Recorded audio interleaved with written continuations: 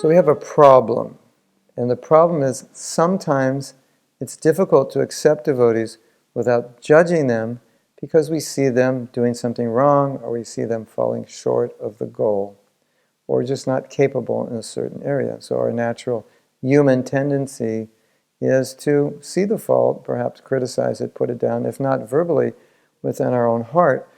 But the problem is, even if we don't verbalize it, it creates a problem in relationship because people can feel judged.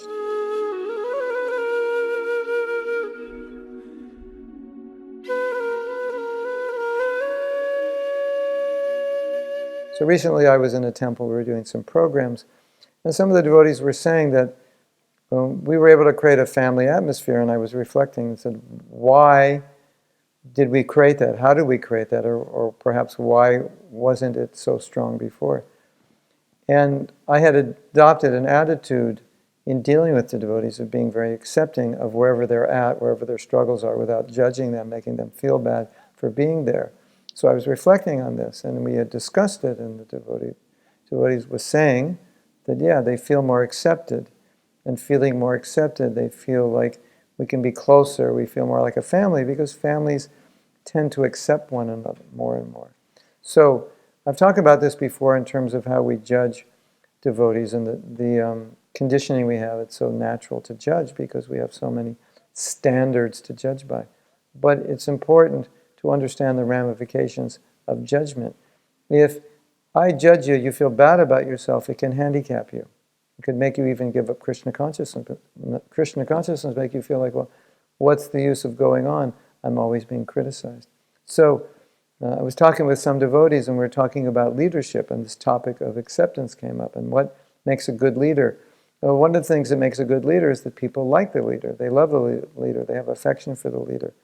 And so we were discussing why. And so one of the main qualities is that the leader's not judging them. They're accepting them.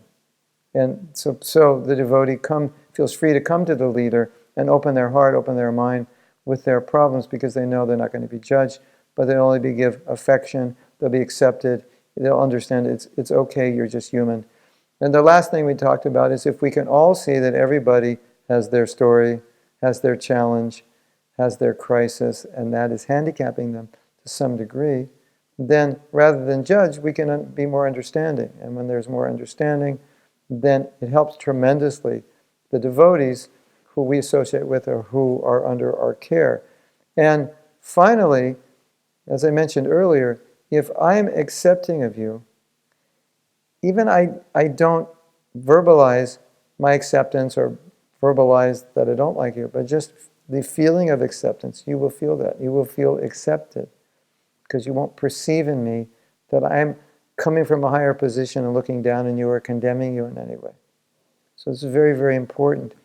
If we condemn, if we're on a pedestal, it's destructive for relationships. You can't establish healthy relationships that way. And the healthier the relationships we have amongst the devotees, specifically, devotees working together, the more dynamic, the more inspired the programs we will be, and the more attractive they will be, because people will see the synergy, the friendship, the love, and the acceptance, and they want to be part of that, and then do the same thing. And vice versa, if we're not like that, then as people come and join us, they'll tend to do what we're doing. And if what we're doing is dysfunctional, then they'll tend to copy that. Hare Krishna.